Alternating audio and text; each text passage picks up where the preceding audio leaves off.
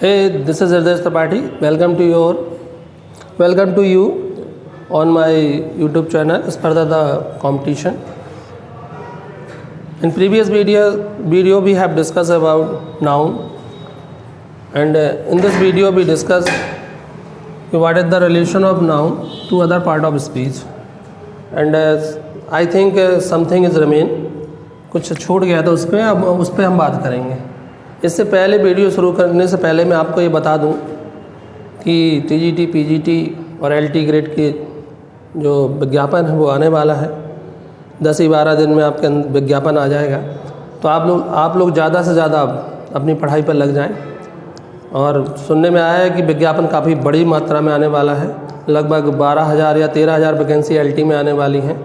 तो इंग्लिश के जितने भी एस्पिरेंट हैं वो इस वीडियो को देखें और अपनी तैयारी में जुट जाएं, क्योंकि आपके पास समय बहुत कम बचा हुआ है और ज़्यादा पढ़ें। और मैं इस वीडियो में बिल्कुल जीरो से पढ़ा रहा हूँ, आपको एक एक चीज़ बारीकी से बता रहा हूँ, ठीक है। अगर आप इस वीडियो को देखेंगे तो आपको बहुत चीज़ें समझ में आएंगी। ऐसे ही क्वेश्चन उसमें पूछे जाते हैं, एक आध दो क्वेश्चन तो ऐसे पूछे जाते हैं कि आपको नाउन को पहचानना है, कौन सा नाउन है, कॉमन नाउन है, एब्स्ट्रैक्ट नाउन है, ठीक है, या मटेरियल नाउन है। तो आपको ये सब चीज़ें मैं इस वीडियो में आज क्लियर करने वाला हूँ कि आप नाउन को पहचानेंगे कैसे, ठीक है। इससे पहले मैं बता रहा था कि नाउन का किसी दूसरे पार्ट ऑफ स्पीच से क्या रिलेशन है, तो मैंने काफ़ी कुछ बता दिया था, शायद प्रोपोजिशन से रिलेशन रह गया था। तो आज मैं थोड़ा सा उसके बारे में बताता हूँ, फिर हम नाउन को पढ़ेंगे कि नाउन होता क्या है, डेफिनेशन पे बात करेंगे आज हम लोग, ठीक है। इससे पहले मैंने बिना डेफिनेशन के ही नाउन को आपको बता दिया था। अब हम वो एकेडमिक डेफिनेशन जो आप लोग पढ़ते आ रहे हैं उस पर हम बातचीत करेंगे, ठीक है। तो अच्छे से पढ़िए, देखिए, समझिए, बार बार देखें, शेयर करें वीडियो को बार बार, ठीक है। ज़्यादा लोगों को पहुँचाएँ इस वीडियो को। पसंद आए आपको तो लाइक करें, ठीक है। और मैं चाहूँगा कि आप लोग इस वीडियो को ज़रा ध्यान से देखें। तो हमने इससे पहले जो रिलेशन पे हम लोग चल रहे थे, थोड़ा सा रिलेशन का थोड़ा पार्ट रह गया था, तो वो मैं बता दूं प्रपोजिशन से क्या रिलेशन होता है नाउन का। तो आपको पता है कि जब भी प्रपोजिशन यूज़ होगी तो प्रपोजिशन के बाद अगर नाउन आता है तो हमेशा वो ऑब्जेक्ट केस में रहता है। ये लाइन याद रखनी है आपको।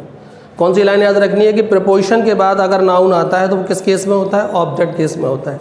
और इस मैं भी एक एग्जाम्पल दे के आपको बता रहा हूँ। जैसे आपने कहा I gave him a pen, ठीक है। अब आप इसको गौर से देखिएगा, ये आपका क्या है, ये वर्ब है, ठीक है। ये आपका क्या है, ऑब्जेक्ट है, और ये भी क्या है, ऑब्जेक्ट है। अब मैं आपसे पूछूंगा इसमें कि ये कौन सा ऑब्जेक्ट है और ये कौन सा ऑब्जेक्ट है। तो आप सभी जानते हैं कि जितनी भी लिविंग थिंग होती हैं वो होती हैं क्या, वो होते हैं इनडायरेक्ट ऑब्जेक्ट। कौन से ऑब्जेक्ट कहलाते हैं, इनडायरेक्ट ऑब्जेक्ट, ठीक है। और जो आपकी नॉन लिविंग थिंग होती हैं वो होती हैं डायरेक्ट ऑब्जेक्ट।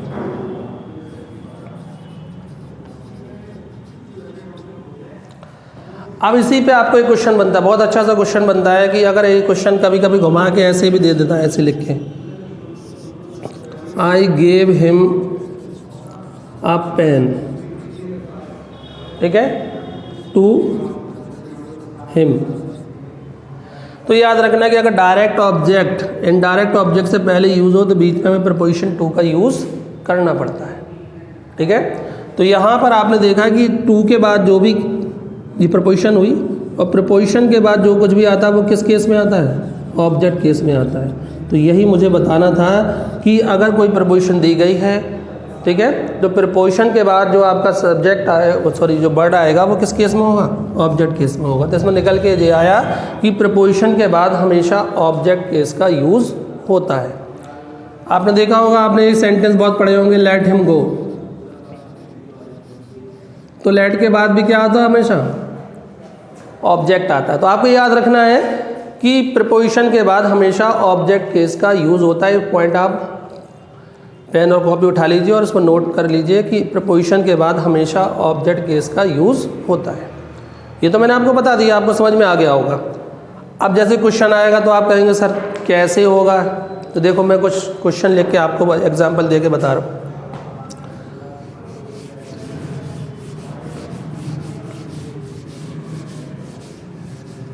देखो जरा क्या है क्वेश्चन। जैसे आपने लिखा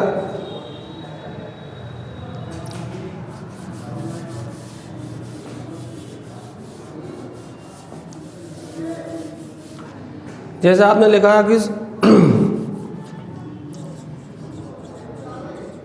शूज़, जानते होंगे नाउन से रिलेटेड क्वेश्चन है, तो नाउन से रिलेटेड क्वेश्चन ही बता रहा हूँ मैं। शूज़ क्या होता है, ये हमेशा आपको जो शूज़ होता है ये हमेशा प्लूरल फॉर्म में लिखा जाता है। जैसे मैंने लिखा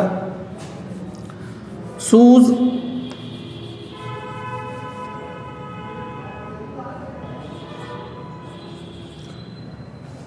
बर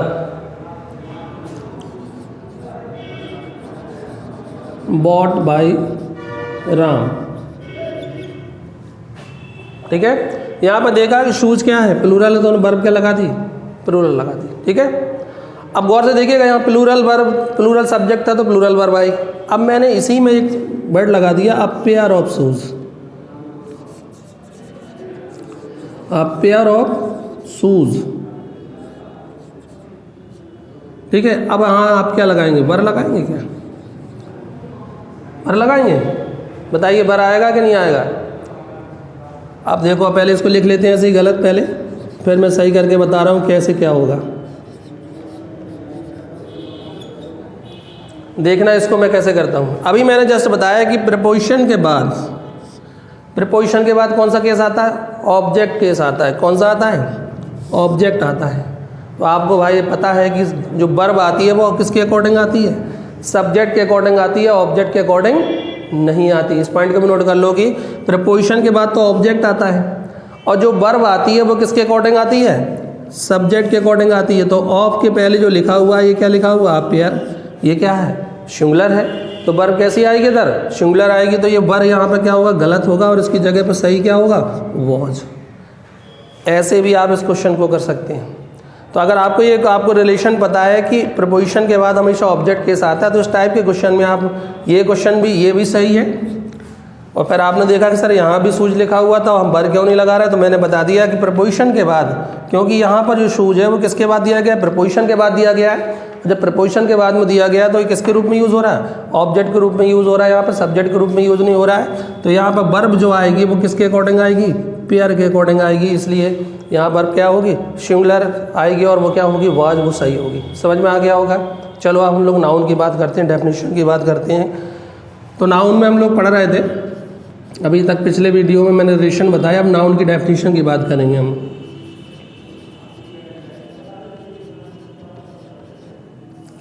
डेफिनेशन क्या है नाउन की। अभी तक आपने बहुत सारी डेफिनेशन पढ़ी होंगी, बुक में पढ़ी होंगी। एकेडमिक डेफिनेशन है कि noun is the name of person, place और थिंग, ये आप लोगों को याद होगा। Noun is the name of person, place और थिंग।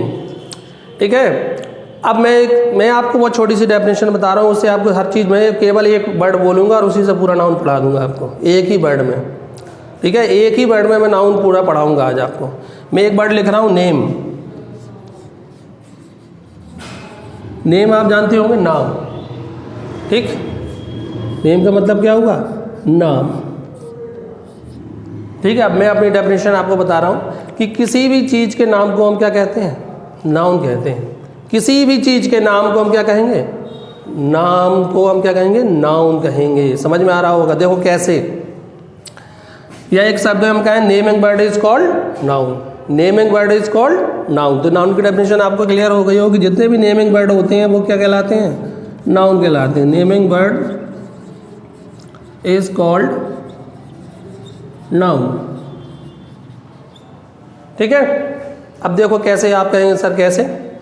मान लिया कि एक, जैसे मान लिया ओरई है, तो ओरई क्या है, ये शहर का नाम है। किसका नाम है, शहर का नाम हो गया। जैसे मान लिया राम है, तो राम किसका नाम है, एक व्यक्ति का नाम है, ये प्रॉपर नाम ही तो हुआ है। अब जैसे आप मैप में देख रहे हैं, ठीक है, मैप देख रहे हैं आप। अब मैप में बहुत सारी चीज़ें दी गई हैं। एक मैप है, मैप में आप देख रहे हैं कि उधर रिवर भी लिखा है, ठीक है, सिटी भी लिखा है, स्टेट भी लिखा है। ठीक है, तो ये जो वर्ड हैं, ये भी तो हमने नाम दिए ना। बस बात अंतर क्या है इसमें, ये कॉमन चीज़ है। जैसे जहाँ सिटी होती है उसको हम सिटी कहते हैं। जैसे आप इसी सेंटेंस में ले ली, Orai is a city, Orai is a city बोला जैसे आपने, तो ये कौन सा नाउन हुआ, ये तो प्रॉपर किसी व्यक्ति या स्थान के नाम को हम क्या कहते हैं, तो ये प्रॉपर नाउन हुआ ना आपका। ठीक है, और ये देखो मैंने मान लिया मैप है, मैप में आप बहुत सारी चीज़ देख, रिवर भी है, सिटी भी है, स्टेट भी है, ठीक है, ओशियन भी है, तो हमने नाम दिए ना उसको।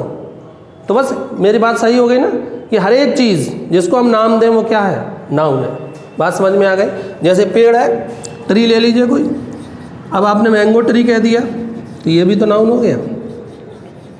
तो किसी भी चीज़ को हम कोई भी नाम दें तो वो क्या होगा, नाउन होगा। तो नाउन समझ में आया आपको? इतना नहीं आया समझ में? मतलब सीधा सीधा फंडा है, नाम ही क्या है, नाउन है। इतना से याद रखना कि हर एक नाम क्या है, नाउन है। डेफिनेशन आप ऐसे कर लेंगे, naming word is called noun. जो नाम होते हैं वो क्या होते हैं, वो आपके क्या कहलाते हैं, नाउन कहलाते हैं। अब हम उनकी प्रकार की बात, अब समझ में आ गया होगा कैसे आप नाउन को समझेंगे। केवल नाम पे फोकस करना है। आप कहेंगे सर और कैसे नाम, देखो और भी देख लो। जैसे आपने मान लिया कि क्लास लिखा हुआ है, अब ये क्लास, आप कहेंगे सर ये क्लास कैसे नाम हो गया। मान लिया एक जगह बहुत सारे बच्चे बैठे हुए हैं और बच्चे जहाँ बैठते हैं उसको हम क्या कहते हैं, क्लास। तो हमने उस जगह का नाम दिया ना, क्या है वो, क्लास। नाम ही तो हुआ क्लास। ये क्लास भी तो क्या हो गया, नाउन हो गया। हर चीज़ को हम नाम दे रहे हैं। जैसे मान लिया कि एक जगह बहुत सारे बच्चे बैठे हुए हैं, कुछ लड़के बैठे हुए हैं, कुछ लड़कियां बैठी हुई हैं, ठीक है। तो लड़कों के ग्रुप को हमने क्या दिया, बॉयज़, और यहाँ लड़कियां बैठी हैं तो उनको हमने क्या कह दिया, गर्ल्स। तो मैंने नाम तो दे दिया ना उन्हें, इनको लड़का कह दिया और इनको क्या कह दिया, लड़कियां कह दिया। तो ये भी तो नाउन हुआ। नाम हुए कि नहीं हुए? जब नाम हुए तो वो नाउन हुए। बात समझ में आई? अब उनके प्रकार क्या हैं वो अभी हम डिस्कस करेंगे। तो एक लाइन में आपको ये समझ में आएगा कि जिस भी चीज़ को हम कोई भी नाम दे दें, किसी भी चीज़ को हम जो नाम देते हैं वही नाउन है। क्लियर हो गया? समझ में आ गया होगा। अगर इतना समझ में आ रहा है आपको तो आप इस वीडियो को थोड़ा लाइक करते जाएं, सब्सक्राइब करते जाएं, ठीक है, शेयर करें ज़्यादा से ज़्यादा। और मैं बिल्कुल जीरो से पढ़ा रहा हूँ, जिनको इंग्लिश बिल्कुल भी नहीं आती वो भी समझ लें इसको कि कुछ नहीं, तुम्हें घबराना नहीं है। अभी तक नाउन आप बहुत तरीके से डरते थे नाउन पढ़ने से, आज को क्लियर हो गया कि किसी भी चीज़ को हम जो नाम देते हैं वो सब क्या है, नाउन है। ये अपने शब्दों में कह दो, एवरीथिंग इज़ नाउन। हर एक चीज़ नाउन है जो आप देख रहे हैं, ठीक है। जैसे पंखा है, पंखा क्या है, नाउन है। अब पंखे को आपने नाम दिया ना, 3 पंखे वाली चीज़ होती है, उसको देखा और आपने नाम दे दिया ये पंखा है, तो फैन हो गया। तो फैन क्या हो गया आपका, नाउन हुआ। अब हम बात करेंगे काइंड्स ऑफ नाउन की। चलो अब हम दूसरा टॉपिक पे आते हैं, इसके काइंड्स ऑफ नाउन। इसको हटा दे रहा हूँ मैं, ठीक है।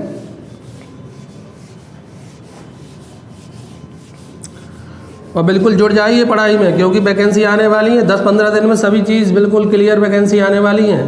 टीजीटी, पीजीटी, ठीक है, और एलटी ग्रेड की तो वैकेंसी बिल्कुल आने वाली है। एलटी ग्रेड की सबसे पहले आएगी, फिर उसके बाद आएगी टीजीटी, पीजीटी की, फिर उसके बाद आपको सुपर टेट का भी आने वाला है, ठीक है। इन सब पे सचिव महोदय ने अब आदेश कर दिए हैं बिल्कुल। बस अब जो कार्रवाई चल रही है 15 दिन के अंदर आपके विज्ञापन आ जाएंगे। तो आप लोग उनको पढ़ाई में जुट जाएं इस समय, ठीक है। अब मैं नाउन के काइंड्स की हम बात कर रहे थे, kinds of noun, kinds of noun, ठीक है। वैसे तो एकेडमिक आप जानते ही होंगे, वैसे तो नाउन को मैं 2 टाइप से यहाँ डिवाइड कर दे रहा हूँ आपको। मान लिया ये नाउन है, कई प्रकार से नाउन हो सकते हैं, तो देखो 2 कैसे करना है, ठीक है। पहला जो होगा कंक्रीट नाउन पढ़ा होगा आपने एक, और एक लिख लीजिए एब्स्ट्रैक्ट नाउन,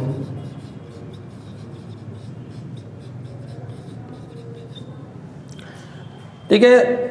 कंक्रीट का मतलब मूर्त, जो तुम्हें दिखाई दे, ऐसे नाउन जो तुम्हें दिखाई देंगे, विजुअल होंगे, जिनको तुम देख सको। एब्स्ट्रैक्ट नाउन मतलब जिनको तुम देख ना सको, ठीक है, जिनको केवल तुम महसूस कर सको, फील कर सको, ये वो नाउन होगा, ठीक है। अब इसके हम पार्ट करते हैं। तो इसका पहला पार्ट होता है प्रॉपर नाउन।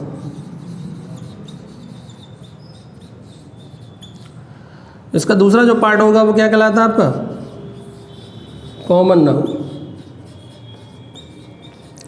तीसरा जो पार्ट होता है वो क्या कहलाता है आपका, कलेक्टिव नाउन।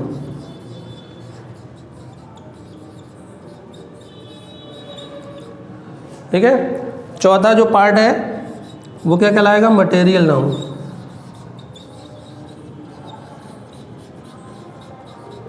बस इन्हीं पे हमें चर्चा करनी है, ठीक है।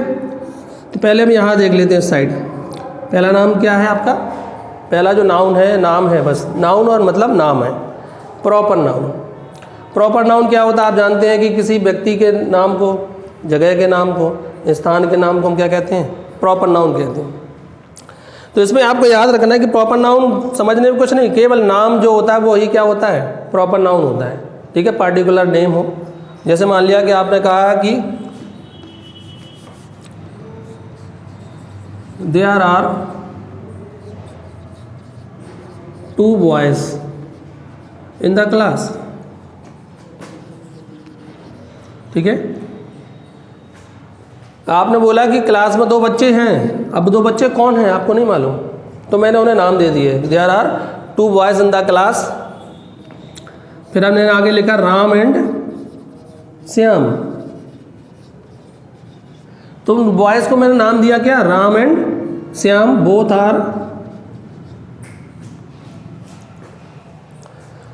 आर शायद दिखाई नहीं दे रहा होगा, राम एंड श्याम। और मैंने आगे लिख दिया बोथ आर फ्रेंड्स।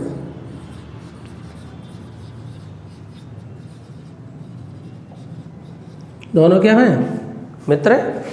समझ में आया कि नहीं आया? तो आपने देखा कि मैंने जो आपके 2 लोग थे इनको मैंने नाम क्या दे दिए, राम एंड श्याम। तो ये नाम जो मैंने दिए पहले ये क्या थे, बॉय थे। ठीक है, तो ये कौन से नाउन, कॉमन नाउन हुए, क्योंकि कॉमन चीज़ थी, 2 लड़के बैठे हुए तो उनको मैं नाम दे दिया कि बॉय है। ठीक है, अब इनको हमने पार्टिकुलर कैसे किया कि एक उसमें क्या था, राम था, और एक क्या था, श्याम था। तो ये राम और श्याम ये क्या हुए, प्रॉपर नाउन। और ये क्या हुआ, बॉय, ये कॉमन चीज़ थी कि दोनों क्या थे, लड़के। बात समझ में आई, दोनों क्या थे, लड़के थे, तो ये कौन सा नाउन हुआ, कॉमन नाउन। तो प्रॉपर नाउन में क्या लिखना है, particular name of person, place और थिंग। याद रहेगा, मेरी डेफिनेशन क्या होगी, name of particular person, place और थिंग। पार्टिकुलर पर्सन, प्लेस और थिंग के नाम को हम क्या कहेंगे, प्रॉपर नाउन। जैसे आपने कहा हो रहा है इज अ सिटी। ठीक है, राम इज माई फ्रेंड। ठीक है, गीता इज माई फ्रेंड, कुछ भी आप बोल सकते हैं, नाम भर देना है आपको, तो प्रॉपर नाउन हो गया। अब प्रॉपर नाउन पे क्वेश्चन कैसे आएंगे, ठीक है, ये आपका मेन कंसर्न होगा। सर समझ में तो आ गया, लेकिन क्वेश्चन कैसे आएगा पेपर में। एक तो यही क्वेश्चन आएगा कि भाई वो पूछ लेगा ऐसे। अब देखो क्वेश्चन कैसे आते हैं, तो मैं बताता हूँ। जैसे आपको मैं इसको हटा दूँ, तो देखो क्वेश्चन कैसे आएंगे। अब मैं आपसे पूछता हूँ, आप लोग बताएंगे कौन सा नाउन है। जैसे मैंने लिखा there are 2 Rams in the class. There are 2 Ram in the class. अब मैं आपसे पूछूं कि राम क्या है, कौन सा नाउन है राम, बताओ, बता सकते हो? अब अगर तुमने कह दिया कि ये प्रॉपर नाउन है तो गलत है। ध्यान रखना कि अगर प्रॉपर नाउन के पहले कोई संख्या आ जाए, ठीक है, तो फिर ये कॉमन नाउन बन जाएगा। ये पॉइंट नोट कर लेना। यदि प्रॉपर नाउन के पहले कोई क्या आ जाए, संख्या आ जाए, तो वो कौन सा नाउन बन जाएगा, कॉमन नाउन बन जाएगा। और इस टाइप का क्वेश्चन आता है, और ये आया हुआ क्वेश्चन है शायद। ठीक है, अगर यहाँ 2 लिखा हुआ और आपसे पूछा जाए राम कौन सा नाउन है, तो ये कॉमन नाउन होगा। कौन सा नाउन होगा, कॉमन नाउन होगा। और आप 100% इसको गलत कर देते, 101% आप इसे रॉन्ग कर देते। तो याद रखना है कि प्रॉपर नाउन के पहले अगर क्या आ जाए, कोई संख्या आ जाए, कोई नंबर आ जाए, न्यूमरल एडजेक्टिव आ जाए, तो वो नाउन क्या हो जाएगा, कॉमन नाउन हो जाएगा। क्लियर, समझ में आ गए? क्योंकि एक से ज़्यादा हो गए तो राम जैसे नाम वाले 2 व्यक्ति हो गए ना। अभी आप बोल रहे थे कि राम मेरा मित्र है, अब आपने कहा राम मेरी क्लास में तो 2 राम हैं, तो आप कन्फ्यूज हैं कि दोनों राम में से कौन सा राम है। समझ में आया? तो एक से ज़्यादा होगा तो आपको ऐसे याद नहीं रहेगा। तो आप ऐसे याद रखिए कि अगर प्रॉपर नाउन से पहले कोई संख्या आ जाए तो वो प्रॉपर नाउन क्या हो जाएगा, कॉमन नाउन होगा। एक क्वेश्चन ऐसे बनेगा। ठीक है, प्रॉपर नाउन पे थोड़ी छोटी बातें हैं, बता दूं मैं। प्रॉपर नाउन हमेशा कैपिटल लेटर से लिखा जाता है। किससे लिखा जाता है, कैपिटल लेटर से लिखा जाता है। जनरली प्रॉपर नाउन के पहले हम आर्टिकल का यूज़ नहीं करते। ठीक है, जनरली प्रॉपर नाउन के पहले हम आर्टिकल का यूज़ नहीं करते। जब केवल नाम दिया हो तो प्रॉपर नाउन कैसे होते हैं, सिंगुलर होते हैं।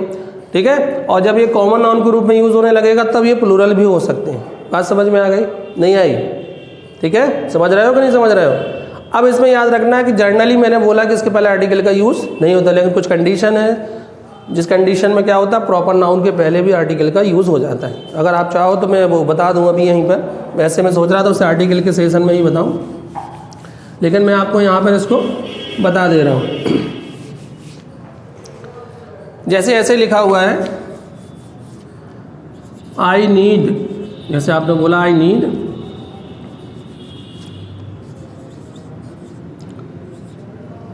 आप भगत सिंह लिख दिया हमने।